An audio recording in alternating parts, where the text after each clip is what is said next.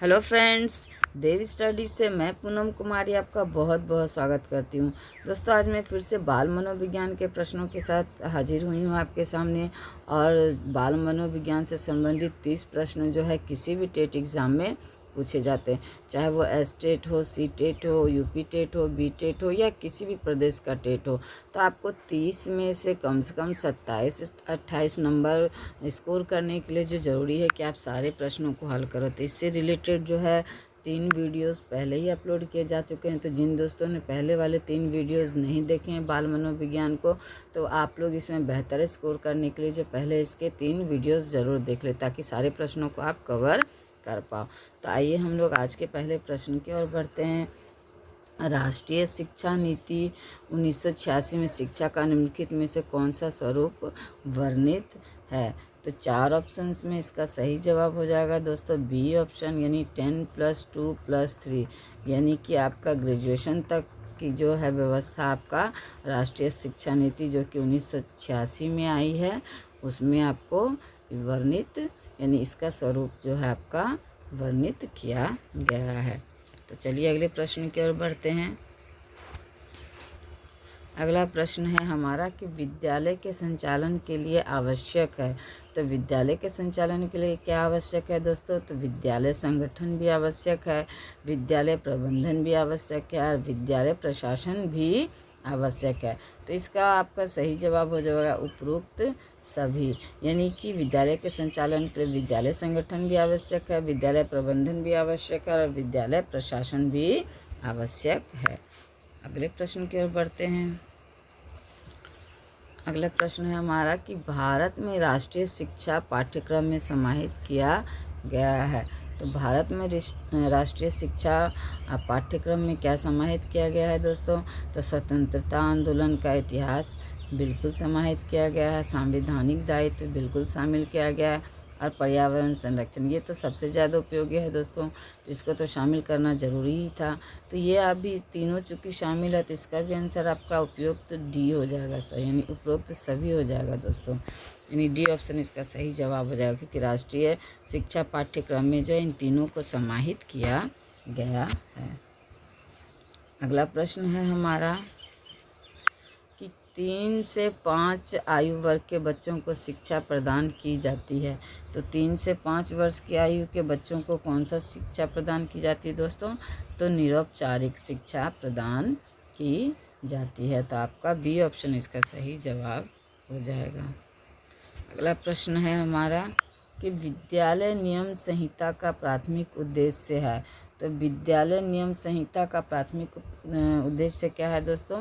तो इसका प्राथमिक उद्देश्य है अपराधी बालकों को उचित दंड प्रदान करना, यानी विद्यालय नियम संहिता का प्राथमिक उद्देश्य है ऐसे बच्चे जो अपराधी प्रवृत्ति के होते हैं और अन्य को भी जो है वो नुकसान प्रदान कर सकता है, तो वैसे बच्चों को यानी उचित दंड प्रदान करना जो है विद्यालय नियम संहिता का उद्देश्य माना जाता है।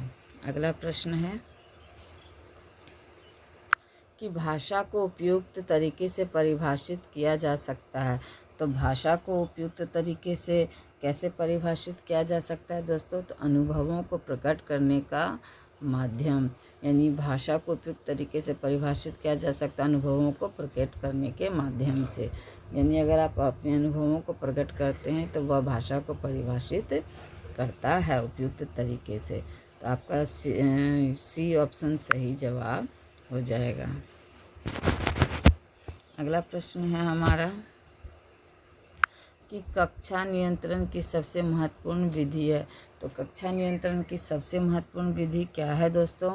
तो प्रजातांत्रिक उपागम जो है आपका कक्षा नियंत्रण की सबसे जो है महत्वपूर्ण विधि है। तो ए ऑप्शन इसका सही जवाब हो जाएगा, यानी प्रजातांत्रिक उपागम के माध्यम से जो कक्षा नियंत्रण बेहतर तरीके से किया जा सकता है। अगला प्रश्न है हमारा कि सामान्य शिक्षा के पाठ्यक्रम के संदर्भ में निम्नलिखित तर्क दिया जाता है।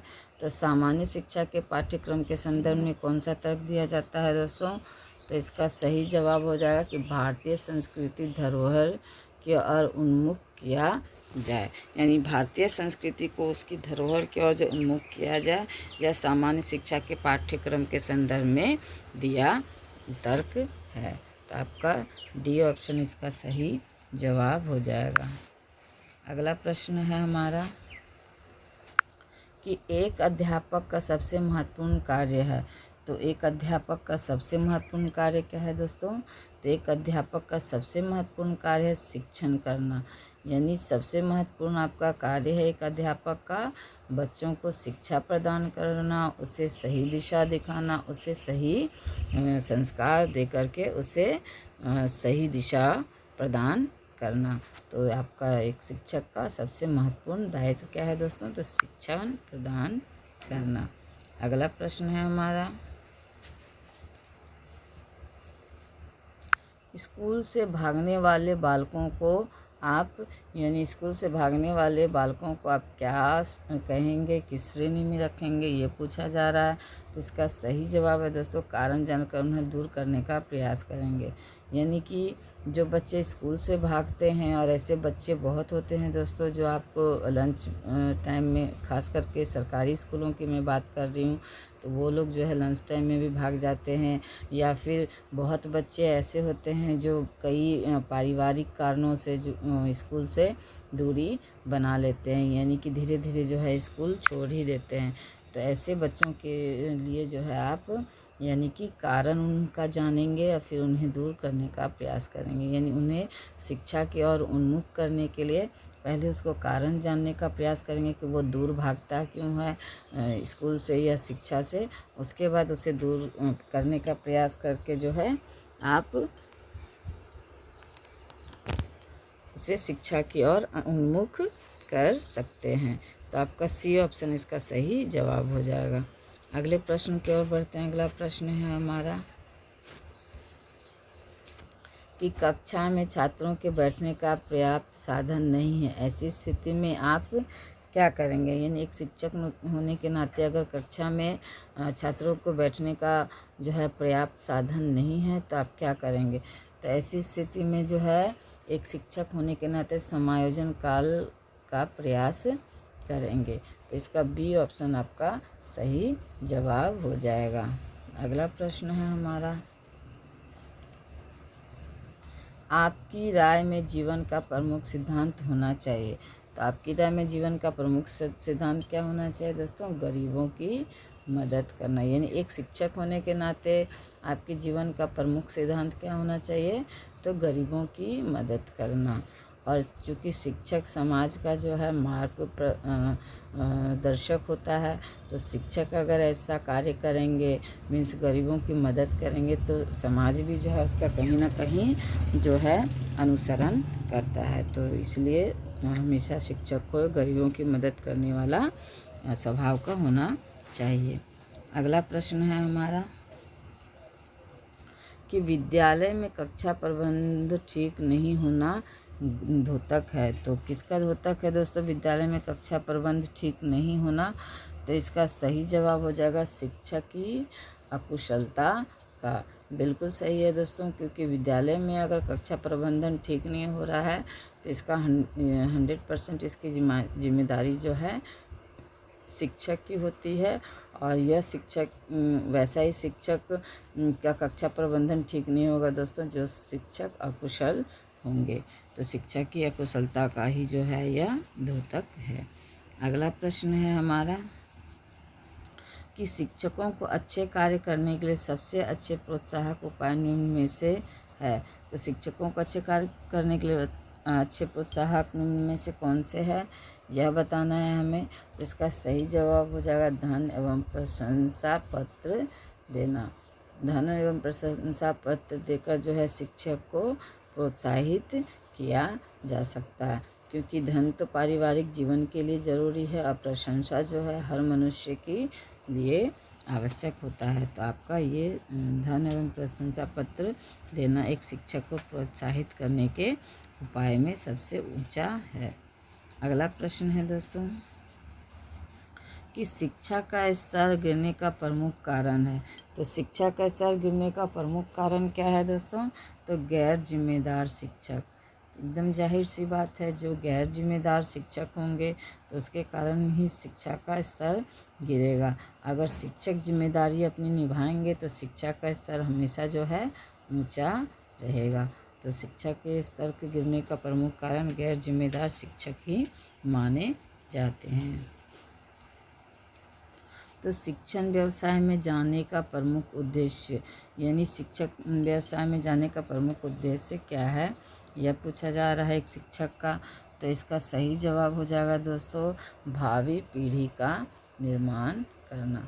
तो समाज का यानी शिक्षक जो होता है वो समाज का सिर्फ पथ प्रदर्शक नहीं होता है, बल्कि वह जो है भावी पीढ़ी का जो है निर्माण करता भी माना जाता है। तो इसका सी ऑप्शन आपका सही जवाब हो जाएगा।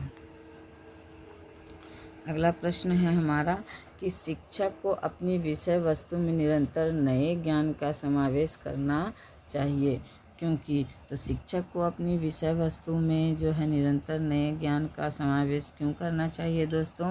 तो इसका सही जवाब हो जाएगा आपको छात्रों को नवीनतम ज्ञान दे सके। तो शिक्षक खुद अपनी विषय वस्तु में निरंतर नए ज्ञान हासिल करेंगे, ज्ञान का नया समावेश करेंगे, तभी तो वो छात्रों को नवीनतम ज्ञान दे पाएंगे। तो इसलिए जो है शिक्षक को अपने विषय वस्तु में जो है हमेशा यानी निरंतर जो है ज्ञान का समावेश करते रहना चाहिए, ताकि वह छात्रों को नवीनतम ज्ञान प्रदान कर सके। यानी कि खुद को अपडेट रखिए और उसके माध्यम से आप बच्चों को भी अपडेट रख सकते हैं। तो अगले प्रश्न की ओर बढ़ते हैं। अगला प्रश्न हमारा कि शिक्षा एक त्रिकोणीय प्रक्रिया है जो है। तो शिक्षा एक त्रिकोणीय प्रक्रिया है किसका दोस्तों। तो शिक्षा जो है आपका त्रिकोणीय प्रक्रिया है, छात्र, शिक्षक और सामाजिक परिवेश का। तो बिल्कुल सही है दोस्तों, छात्र, शिक्षक और सामाजिक परिवेश का शिक्षा एक क्या है, त्रिकोणीय प्रक्रिया है। तो शिक्षा में आपका छात्र, शिक्षक और सामाजिक परिवेश तीनों ही जो है बहुत मायने रखता है। तो इसलिए आपका ए ऑप्शन इसका सही जवाब हो जाएगा। अगला प्रश्न है हमारा कि मातृभाषा शिक्षण प्राथमिक स्तर पर पढ़ाना बेहतर क्यों है। तो मातृभाषा शिक्षण जो है प्रारंभिक स्तर पर पढ़ाना बेहतर क्यों है दोस्तों, यह पूछा जा रहा है। तो इसका सही जवाब हो जाएगा बौद्धिक विकास में सहायक होता है। तो मातृभाषा क्योंकि बच्चे जो है प्राथमिक स्तर के छोटे होते हैं, तो अगर उन्हें मातृभाषा में बताया जाता है शिक्षक के द्वारा, तो वहाँ क्या होता है, बच्चों को जो है शिक्षक में अपनापन लगता है और वह जो है आसानी से समझ पाते हैं। उनका डर, हेजिटेशन जो रहता है वह कम हो जाता है अगर शिक्षक मातृभाषा शिक्षण में जो है बच्चों को पढ़ाता है। तो इसका सी ऑप्शन इसका सही जवाब हो जाएगा। अगला प्रश्न है कि अध्यापक छात्रों में सामाजिक व नैतिक मूल्य संप्रेषण कर सकता है। तो अध्यापक छात्रों में सामाजिक व नैतिक मूल्य संप्रेषण किस प्रकार से कर सकता है दोस्तों। तो यह जो है पाठ्य सहगामी क्रियाओं की अधिकता से जो है आपका जो है अध्यापक छात्रों में सामाजिक नैतिक मूल्य संप्रेषण कर सकता है। तो इसका सी ऑप्शन आपका बिल्कुल सही जवाब हो जाएगा। तो कैसे लगे प्रश्न दोस्तों, तो अगर अच्छे लगे तो बिल्कुल लाइक कीजिए इस वीडियो को, जितना हो सके अपने दोस्तों को शेयर कीजिए। व्यूज़ अच्छे जाते हैं दोस्तों बट लाइक कम रहता है, तो आप लोग प्लीज़ जो भी वीडियो को देख रहे हैं तो लाइक ज़रूर कीजिए, पॉसिबल हो तो कमेंट भी कीजिए। अगर कोई प्रॉब्लम है, कुछ गलत लगता है तो आप उसके लिए भी कमेंट कर सकते हैं, कहीं कोई दिक्कत नहीं। तो आप लाइक और कमेंट और शेयर ज़रूर कीजिए। तो देवी स्टडीज़ से जुड़ने के लिए आप सबों का बहुत बहुत धन्यवाद।